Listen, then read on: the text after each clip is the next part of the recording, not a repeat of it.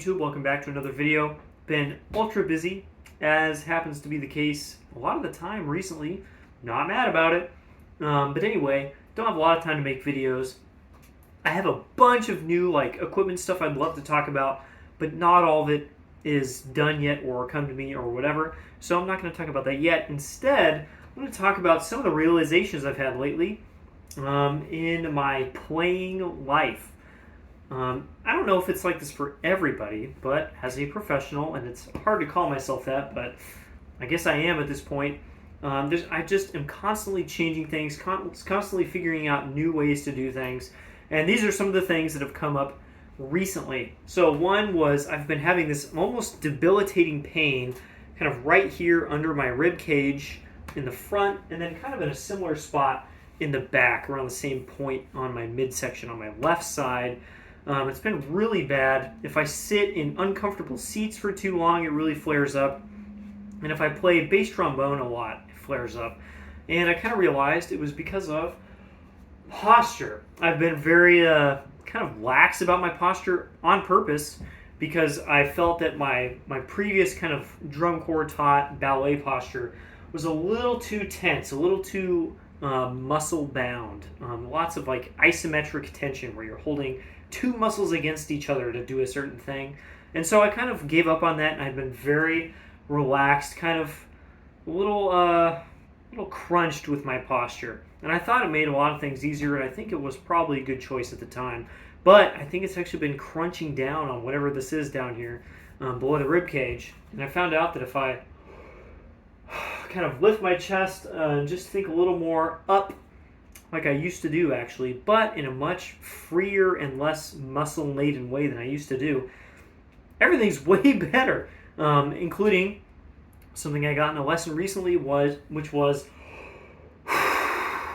really opening up all of this stuff, even all the way down to here, and thinking more like an opera singer, letting this stuff resonate. I should talk that way as well, because I talk in a very pressed way. If you're a singer, you'd probably listen to me talk and you go, oh man, no. I should talk more like this. It seems excessive, and even now it's hard to just do that.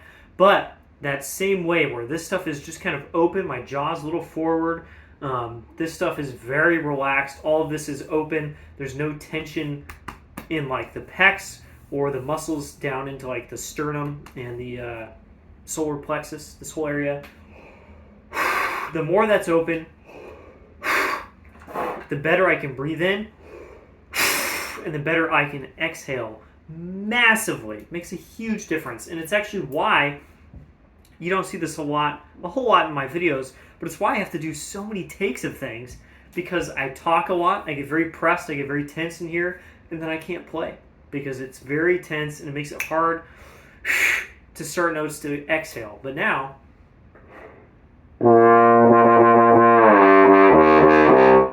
I can just play. It feels so good. And due to this change, which is partially due to this posture thing, which is very recent, and partially due to stuff that I've learned in the last kind of month, my chops are just so much less important. I kind of just play and I don't think about them, which is so nice. Oh my God, it's so nice to not be thinking about how I'm engaging in my lip shape and oral cavity and stuff. It just happens. It's really, really nice. Which also led to another realization. These are just kind of chaining onto each other. That, and this is something I learned at Bicorni, I talked about in a previous video. The more you can think about the sound you're going to make before you make it, and just try and embody that sound, the better you play, which is a very obvious thing. I think a lot of people get taught this. But it's really hard to understand if you have trouble making a sound. You kind of have to reach a certain level, and then you're like, oh, well, of course, that totally makes sense. And I feel like maybe I got to that level recently, especially on some familiar instruments. Bass trombone comes pretty easily to me, but I found out that it kind of works inversely as well on instruments that are less familiar. Say, for instance, for me, this is not my worst instrument, but it's one of the harder ones for me. If I don't have a very solid sound concept, I have a harder time playing. I literally just am what am I trying to do right now? Like, I can still play, I can still make notes happen. What are they supposed to sound like? And that's actually a problem I've run into on a little bit on this, not so much. I've gotten a lot better at large tenor trombone. But, for instance, my King 607, my 525 King, I don't really know what it's supposed to sound like. It doesn't sound like the 3B. It doesn't sound like this, but it does kind of land somewhere in the middle where it's kind of a little broader. It's got a little larger sound, but it's not anywhere close to as big as the 42 sounds. And so when I play it, I actually get tired faster. I don't have as much range. I don't have as much, well, I just said this, but I don't have as much endurance. It feels kind of strange. And I literally think it's because my brain goes, or my ears especially go, I don't know, what are you trying to do? And I have this problem. I've kind of realized this recently with the Yamaha 830 that I use at work. I've been playing that a lot, and I still just like really don't like it. And I think a lot of it is due to the fact that I have a sound in my head and I play, and the horn does not make that sound. It makes the sound that it makes, which is just like blah. And I don't get very much of it because the feedback on the instrument is kind of limited. And so I get really tired. I try to play too loud, and I just don't understand why it won't make the sound I want. And it's because it just doesn't make that sound. And that's why I don't like it. There are other problems I've talked about in lots of previous videos because I've talked about that horn way too much. But I think it comes down to the fact that I just have a sound in my head that's pretty clear about what I want. And when I play that, it does not come out no matter what I do. I'm going to play it tomorrow, and I'm probably going to hate it. And that's just part of how it goes. I swear I had another one as well. No, I think that's about it. Oh, no. On the bass trombone, I've had a problem for a long time with this bell that if I use it, my second valve slows down after a while, which seems kind of like a weird thing. Like, it's a bell. Why would it affect the valve? Well, this is a modular setup. It's set up for a Greenhoe Bach setup, so I could put a Greenhoe valve section on here and use my, well, I couldn't use this tuning slide because it's reversed, but I could use a normal tuning slide, and I could use my bell, or I could put a Greenhoe bell on here, etc. It's just an easy way to make this compatible with new stuff. And the valve section was built around my cut bell, which is, as you may notice, not this one.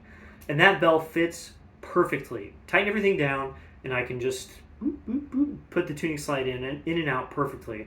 This bell fits, but if I tighten this back post all the way, the tuning slide barely moves, and after a couple days, second valve stops working as well. It still works. It's just slow. And I've noticed that very consistently. I have to take the horn apart, clean it, re-oil it. And I'm like, man, when I have the cut bell on there, the valves work forever. I think they would literally work without any oil. It wouldn't play very well, but they would work flawlessly. And I'm like, why is it not working with this bell? So I finally looked, and it's something I kind of already knew, but when this is untightened and the tuning slide is kind of deciding where the bell is, there's a gap there of about a millimeter, maybe 1.5 millimeters, where the posts are not touching each other. It is resting in the correct position, but they're not all the way together. And that tiny little difference, when this is tightened down, torques the second valve so that it doesn't quite go together perfectly, and it makes the valve slow down. And eventually would probably ruin it. For now, because I can't think of another answer to this problem, I just put some tin foil in there and kind of packed it in, and it's taking up that extra space. So now I can actually tighten this basically all the way, and my valve works forever. And I've literally solved the problem. What eventually probably needs to happen is that this bell gets refit, and that post needs to come down towards the valve section 1 millimeter, which is a lot of work to fix one little thing. So I'm going to try and find like a washer or something very thin that I can put in there that'll be solid and brass. But kind of proud of myself for figuring that out. This horn now works beautifully with this bell. It doesn't zing, it doesn't buzz, this thing doesn't come loose, and the valve just works, and it sounds awesome. I really, really, really like this bell, and I'm really enjoying playing this lately. which I don't get to do because I have to play this stupid Yamaha at work. Anyway, that's a video of realizations, kind of just what happens in my life. This happens constantly, all the time. I've literally had some as I was walking around the block earlier. I was like, oh, I need to, when I'm breathing, I need to kind of do this because I've been trying to make that more consistent. Everything is a journey, and the journey does not stop until you're dead, probably. Maybe when you retire. That would probably be a nicer end of this video. Anyway, that's all I got. Bye.